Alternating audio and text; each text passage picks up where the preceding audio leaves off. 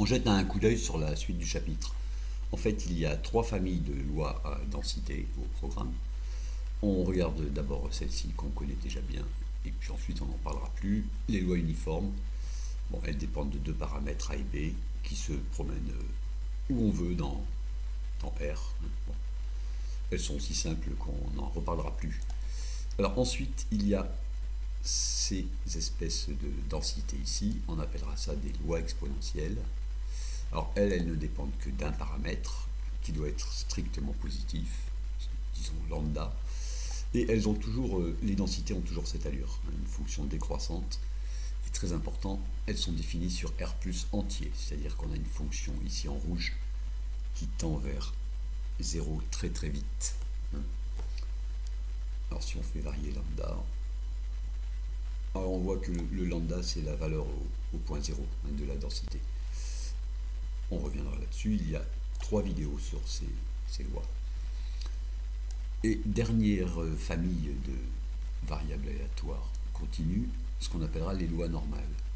Alors elles sont définies par 2 paramètres, leur moyenne, alors ici moyenne 8, voilà, 9, on voit bien ce que c'est, et leur écart type, on va y revenir, qui mesure la dispersion des valeurs autour de la moyenne. Alors, leur densité est définie sur R, c'est-à-dire que la courbe en bleu ici tend très très vite vers 0 à droite et à gauche. Alors, elles aussi, elles peuvent se promener partout. Voilà, contrairement aux lois exponentielles qui ont des applications bien spéciales, les lois normales, on en trouve vraiment partout. Et pour une moyenne donnée, disons ici presque 7, sigma qui est ici, c'est l'écart type, c'est-à-dire ça mesure la dispersion.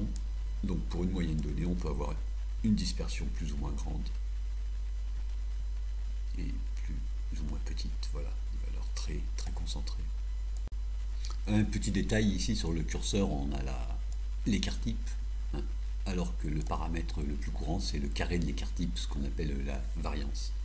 Alors sur les lois normales, il y aura 3 ou 4 vidéos, elles sont vraiment importantes, y compris dans le chapitre suivant.